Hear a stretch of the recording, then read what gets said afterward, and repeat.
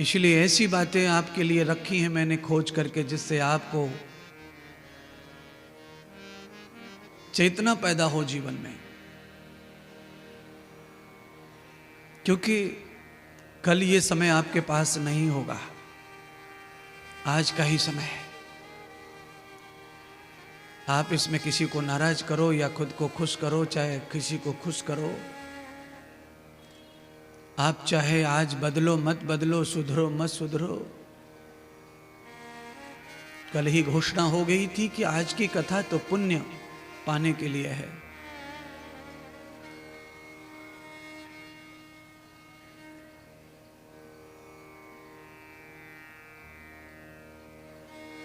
अच्छे दिन हैं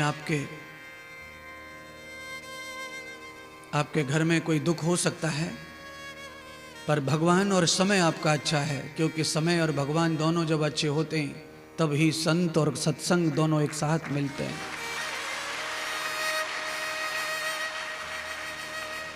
छुटक पुटक घटनाएं घर में होती रहती हैं और उनको ही दिल पे लगा के बैठोगे तो वही कलेश लगता है।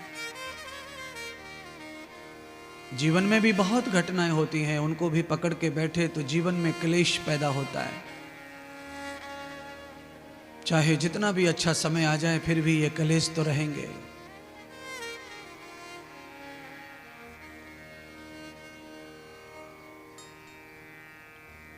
आप तो सामान्य मानव हैं, स्वयं ब्रह्म सनातन परमात्मा कृष्ण धरती पर पधारे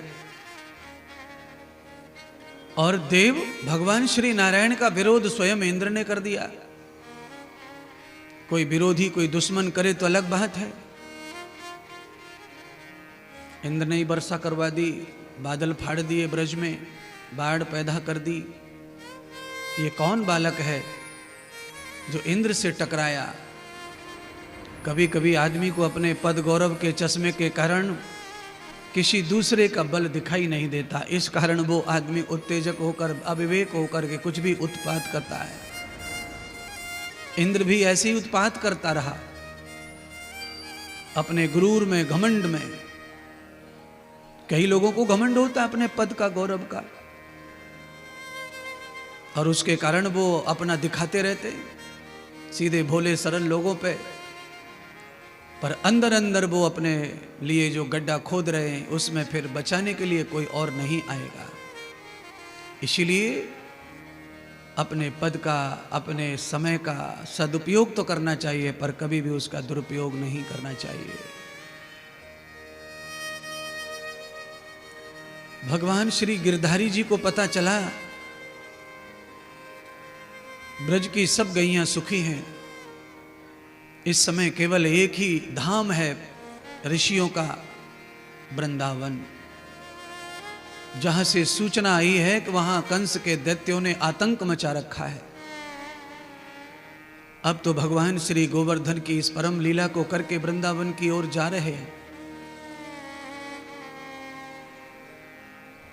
कंस को पता चल गया कि दोनों बच्चे वृंदावन जा रहे हैं अपने सखाओं के साथ, अच्छा मौका है, आज जंगल के मार्ग में इन्हें मार डालो। कंस ने रूप बदलने वाले, भेष बदलने वाले राक्षसों को बिठा दिया मार्ग में। कोई बकासुर बन के बैठ गया, कोई धेनुकासुर बन के बैठ गया, कोई अघासुर बन के बैठ गया, कोई कालिया बनकर बैठ गया।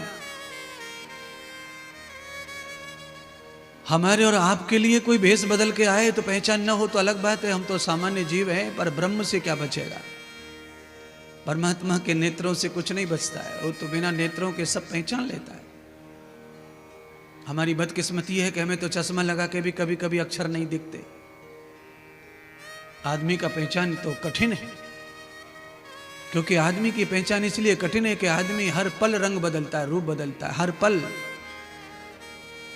क्षण क्षण। पूरी जिंदगी पति पत्नी को साथ रहते रहते हो गई, पर पूरा समझ नहीं पाए एक दूसरे को। बच्चे कब से पैदा हुए हैं, माता पिता ने बच्चों को एक दिन से लेकर के 25 साल तक रोज सेवा की, रोज साथ सुलाया, साथ खिलाया, पर समझ नहीं पाया पिता बाप बेटे को, मां समझ नहीं पाई अपनी औलाद को, और समझ भी नहीं सकते। ये काम नहीं है तुम्हारा, तुमसे होगा नहीं ये। क्यों? क्योंकि बुद्धि का कोई धर्म नहीं है। बुद्धि का धर्म नहीं है तो आपका स्वभाव कब कब बदलेगा नहीं पता। आज आप कितना प्यार, और पल भर में आप क्या कर सकते हैं, क्या बोल सकते हैं, क्या बोल देंगे, क्या कह देंगे, क्या सोच लेंगे, कोई नहीं जानता। आपका तो आपको भी नहीं पता। बुद्धि क्या निर्णय लेती है उस तरह का ही कर्म हो जाता है।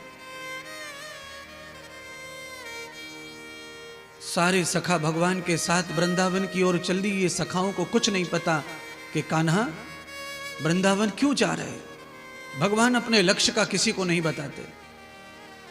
और शास्त्र यही कहता है, चाणक्य नीति और मनुस्मृति यही कहती है कि आदमी को सफल होना है तो अपने लक्ष्य के बारे में किसी को नहीं बताना चाहिए। कर्म करो, सबको अच्छा ज्ञान दो, अच्छी बात करो, पर अपना लक्ष्य किसी को समझाने की कोशिश मत करो।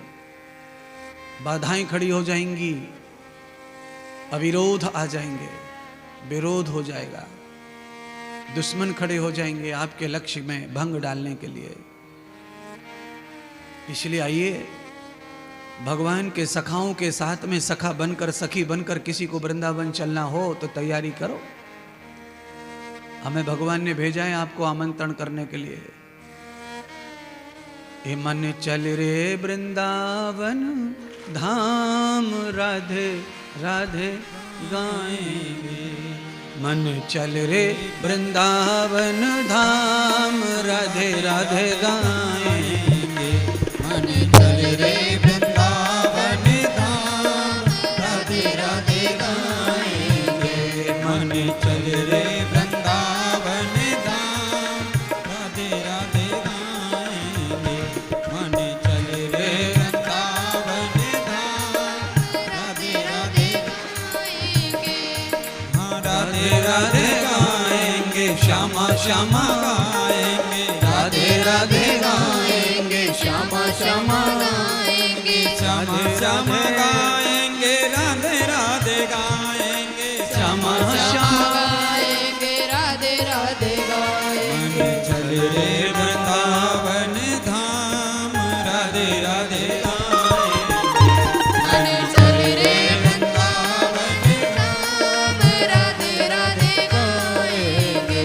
मन चल रे वृंदावन धाम, राधे राधे गाएंगे।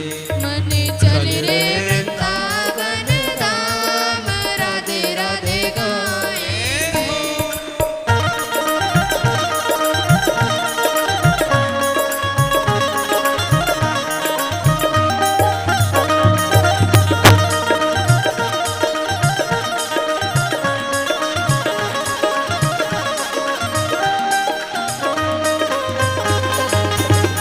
बोलिए श्री वृंदावन धाम की।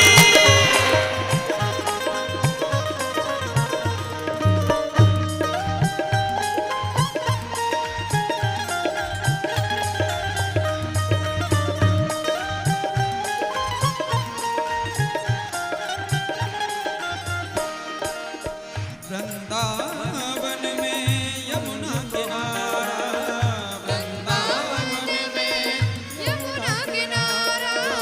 वृंदावन में यमुना किनारा, वृंदावन में यमुना किनारा। निर्मल शीतल बहती है धारा, निर्मल शीतल बहती है धारा। निर्मल शीतल बहती है धारा, निर्मल शीतल बहती है धारा। मिले जाए श्यामा श्याम, राधे राधे गाएंगे। मन चल रे वृंदावन धाम, राधे राधे गाएंगे। मन चल रे वृंदावन धाम, राधे राधे गाएंगे।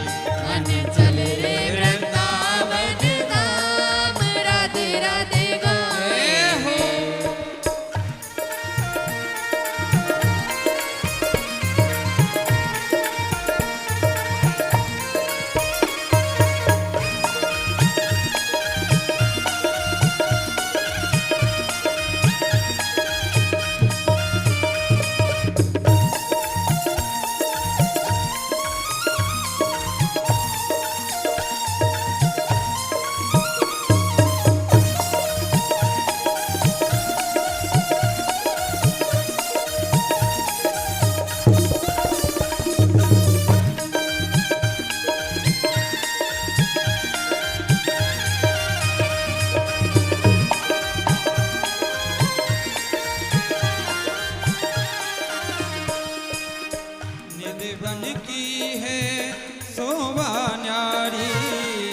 वन की है शोभा न्यारी निधि वन की है शोभा न्यारी निधि वन की है शोभा न्यारी हरिदास जू के पाके बिहारी हरिदास जू के पाके बिहारी हरिदास जू के पाके बिहारी हरिदास जू के पाके बिहारी बन जाए बिगड़े काम राधे राधे गाएंगे चल रे वृंदावन धाम राधे राधे गाएंगे मन रे वृंदावन धाम राधे राधे गाएंगे लाला चल रे वृंदावन धाम राधे सभी राधे गाइए साथ। गाएंगे हाँ राधे राधे गाएंगे श्यामा श्यामा गाएंगे राधे राधे गाएंगे श्यामा श्यामा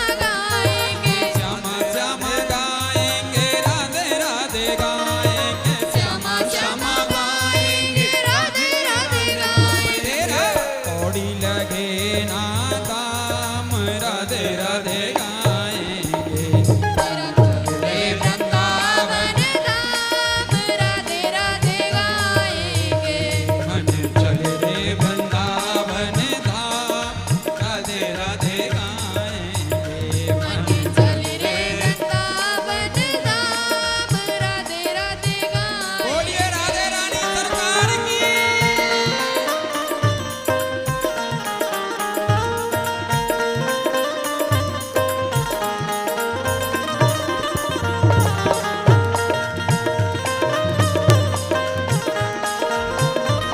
श्री हरि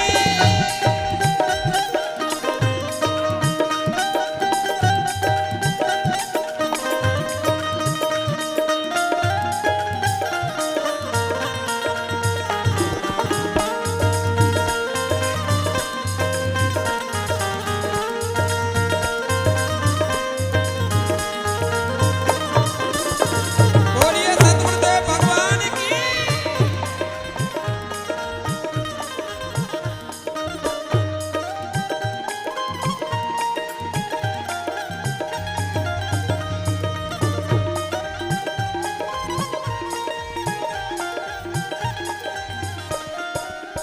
वृंदावन के बांके बिहारी वृंदावन के पाके बिहारी वृंदावन के बांके बिहारी वृंदावन के पीछे वालों क्या बात है? छपरा में रहना चाहते हो बिहारी जी, चलो वृंदावन। पुरुष मंडली, पुरुषों की तरफ से कुछ हलचल नहीं हो रही है ठीक ठाक। माता बहनें तो कोशिश कर भी रही हैं थोड़ा बहुत पहुंच जाएं।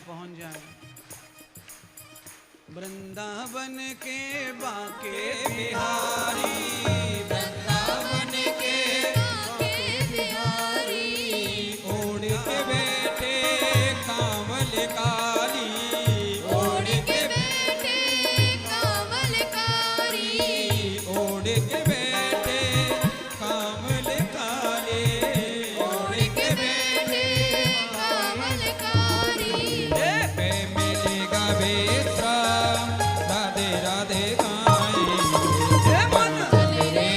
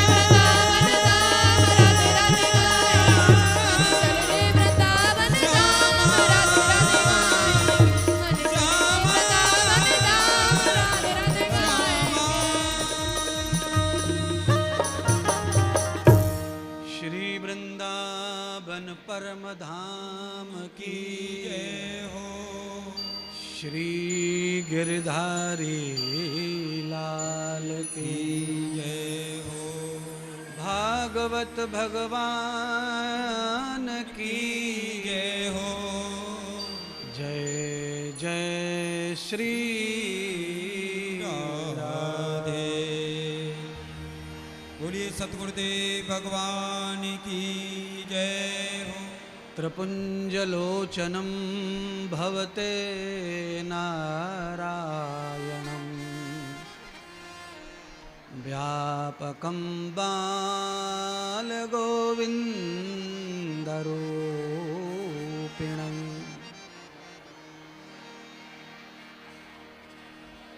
आज भगवान नारायण बाल गोपाल बनकर वृंदावन की ओर चंचल मन से जा रहे हैं। कंस ने मार्ग घेर लिया। जैसे ही वृंदावन में भगवान का रथ पहुंचा, वृंदावन की आरंभ होते सीमा में ही भगवान ने अपना रथ रोक दिया और पैरों में तो पादुका पहने नहीं थे भगवान ने। त्रिपंत पथगंचिताहमूले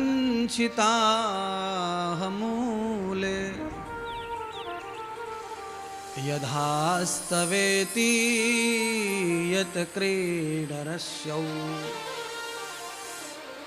भगवान सुखदेव कहते हैं, राजन भगवान ये जानते हैं कि ये वृंदावन ऋषि मुनियों की पावन धरती है। यहाँ अनेक महात्मा साधु संत भजन ध्यान करते हैं, उनके चरण पढ़ते हैं। और किसी महात्मा संत का चरण कितना महत्वपूर्ण है, तो भगवान कृष्ण कह रहे इतना महत्वपूर्ण है कि जहाँ उनके चरण पड़े हों वहाँ हमारे चप्पल जूते नहीं पड़ने चाहिए। अगर हमारा पैर नंगा है, बिना पादत्राण का है, तो हो सकता है किसी संत महात्मा की रज अपने चरणों को लग जाए, अपना उद्धार हो जाए। इसीलिए शास्त्रों में, ग्रंथों में, पुराणों में लिखा है कि तीर्थों में ज्यादातर पादत्राण चप्पल जूते नहीं पहनना चाहिए। श्रीमद् भागवत का पांडाल इस समय महातीर्थ है, इसीलिए सब लोग जूते चप्पल वहां बाहर उतारने की व्यवस्था की गई है। और मुझे लगता है किसी को चोरी छुपे भी नहीं पहन के आना चाहिए, क्योंकि लोगों की नजर से तो बचेगा पर आपको असली लाभ नहीं मिलेगा।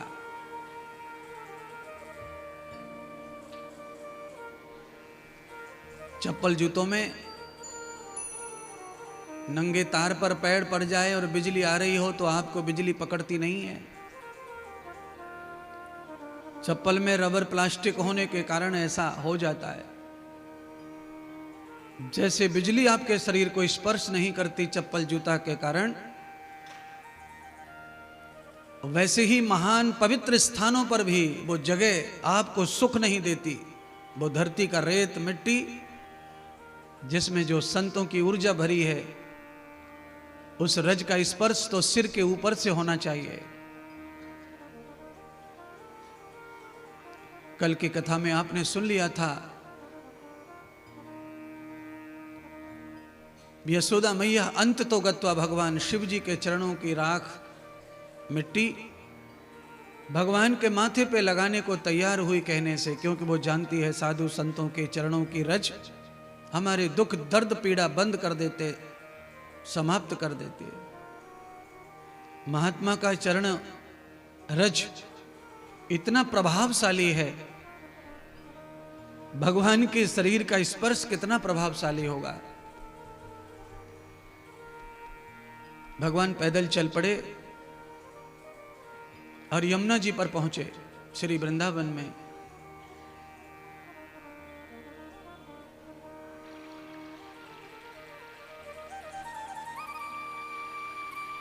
बकासुर नाम का दैत्य भगवान का इंतजार कर रहा था।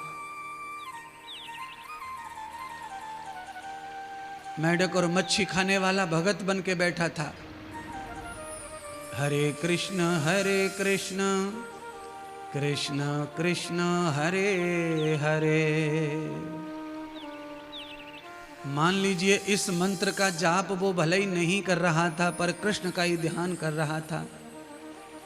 कब कृष्ण आए और मैं कब उसे मछली की तरह निगल जाऊं और कंस से पुरस्कार प्राप्त करूं। बकासुर बैठ, भगवान ने पहचान लिया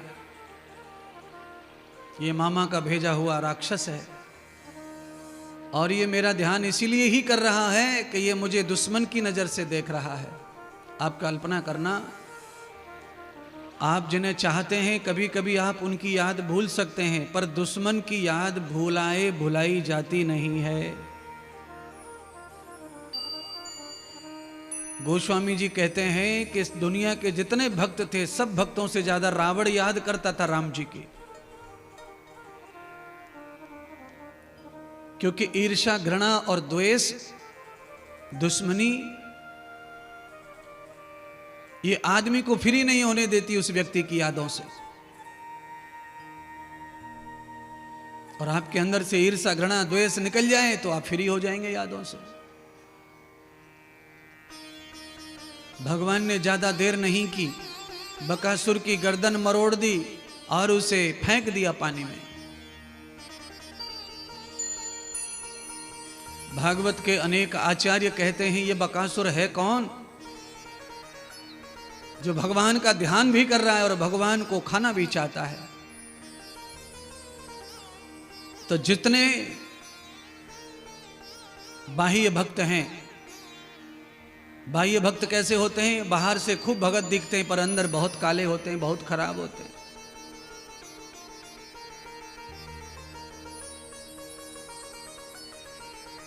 कितने गाने वाले तो ऐसे हैं जब तक देसी पौआ नहीं पीन लेते तब तक उनके मुंह से गणेश वंदना ही नहीं निकलती है।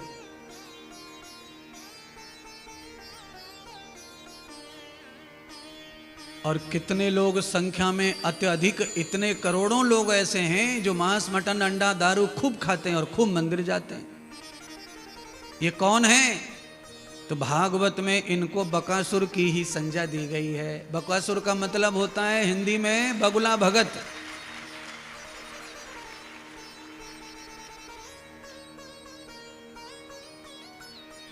मैं जो कह रहा हूं कहीं ये गलत ना हो तो आप लोग एक बार कहो, बिहार में कुछ बगुला भगत हैं कि नहीं? कुछ के ज्यादा ज्यादा संख्या में बगुला भगत ही हैं पूरी दुनिया में, बिहार का नाम क्यों लेना।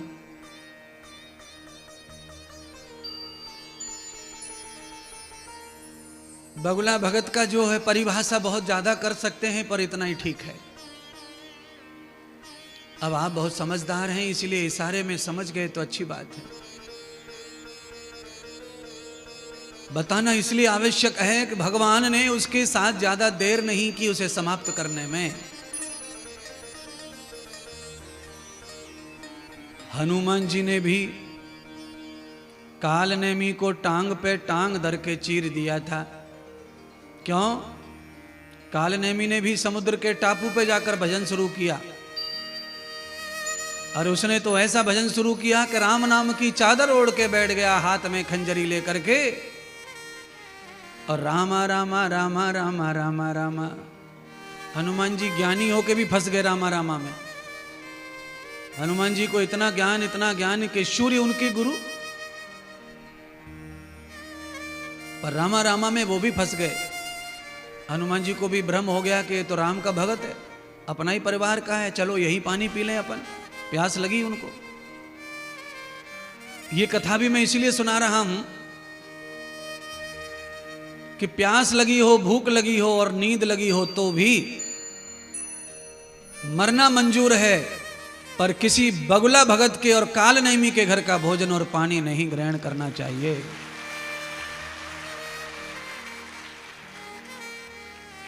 दुष्ट के घर का खाना पीना सोना जगना ये आज आपको बचा देगा मरने से, पर रोज मारेगा।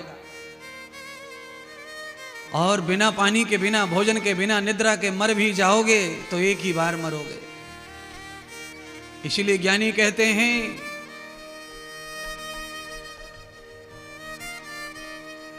संगत भली है साधु की, और जो हरत कोटि अपराध।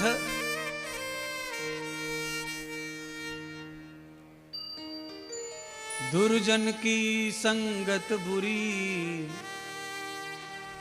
और भलो हो साधु को त्रास। साधु किसी को तकलीफ भी दे, गालियां दे, और साधु कोई धोखा भी दे, तो भी साधु की ही संगत अच्छी है, दुर्जन की संगत फिर भी अच्छी नहीं है। क्योंकि साधु कभी किसी को अपने लिए धोखा नहीं देगा, और दुर्जन जो इसका उसका सबका होके बैठा है, वो साधु को पल पल धोखा देगा, धर्म को पल पल धोखा देगा, वो भगवान को पल पल धोखा देगा, और खुद को भी धोखा ही देगा।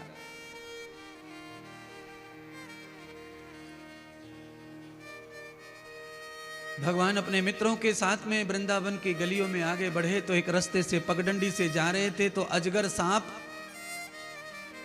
मुंह फाड़कर बैठा। सखा बंधुओं ने देखा तो कृष्ण से कहा, कान्हा, हमारी मां बताती थी वृंदावन में बड़ी बड़ी गुफाएं हैं, और आज तुम्हारे साथ हम आए हैं, दोबारा कभी वृंदावन आना नहीं होगा, हम तो गरीब लोग हैं, तुम्हारी कृपा से वृंदावन दिखा है, इसलिए इस गुफा का दर्शन करा दो। भगवान ने मित्रों को समझाया, भैया जिस जगह के बारे में ज्यादा ज्ञान ना हो उस जगह पर ज्यादा गुफा फुफाओं में प्रवेश नहीं करना चाहिए। अपने मन से कभी भी किसी भी गुफा में प्रवेश ना करें। पर भगवान के मित्र माने नहीं, हम तो जाएंगे, गुफा देखेंगे, गुफा देखेंगे, गुफा देखेंगे। भगवान ने कहा, मित्र हैं, अब इनका साथ है तो इनका साथ छोड़ना ठीक नहीं है। अब किसी जन्म का पाप भगवान के मित्रों का आज उनको खतरे की ओर ले गया, दुख की ओर ले गया। जैसे ही भगवान के साथ में वो गुफा में प्रवेश हुए, अजगर ने अपना मुंह बंद कर लिया। अजगर मैं कह रहा हूं, पर उसका भागवत में नाम अघासुर है। आसुरम अघंत विषयंत पापः। हमारे जब ज्यादा पाप इकट्ठे हो जाते हैं तो वो पाप ही हमारे लिए राक्षस बन जाते हैं, और उन पापों की ज्यादा इकट्ठे होने की वजह से अचानक हमारे जीवन में मृत्यु आ जाती है, संकट आ जाता है, खतरा आ जाता है। अब उस खतरे को आने के बाद जीवन बचाया कैसे जाए, ये पाप तो बचाने नहीं देंगे। तो भगवान श्री सुखदेव कहते हैं राजा परीक्षित से, और आपसे इंद्रदेव कह रहे हैं कि ऐसी परिस्थिति जब हो जाए कि पाप ने घेर लिया और संकट आ गया, उस समय केवल और केवल कृष्ण का ही ध्यान करना चाहिए, और कुछ सोचने की जरूरत नहीं है। जैसे ही अघासुर ने मुंह बंद किया और करवट लेकर के धड़ाम धुड़ूम करने लगा पेट में, सारे के सारे मित्र चिल्लाने लगे, हे कृष्ण बचाओ, कान्हा बचाओ, कान्हा बचाओ। कर्म का फल तो सबको भोगना पड़ता है, तो भगवान ने थोड़ा सुना नहीं, थोड़ी चोट लगने दी। सुखदेव जी ने कहा कि 6 महीने तक अघासुर राक्षस भगवान सहित सब मित्रों को पेट में डाल करके मारता रहा, और सारे मित्र कृष्ण कृष्ण करते रहे, और कृष्ण साथ में ही थे, बलराम साथ में ही थे, पर भगवान ने बचाया नहीं उनको। क्यों नहीं बचाया? क्योंकि मरने भी नहीं दिया और बचाया भी नहीं। कार के नीचे जाकर पैर टूट करके हम वापस घर आ जाते हैं, प्लास्टर लगा के ठीक हो जाते हैं, तो इसका अर्थ है कि पाप का दंड भी भगवान ने दे दिया, और भगवान ने भक्ति का फल भी दे दिया कि हमें जीवित घर वापस ले आए। ये दोनों काम भगवान ही करते हैं। क्यों? भगवान का एक नाम है प्रजापति,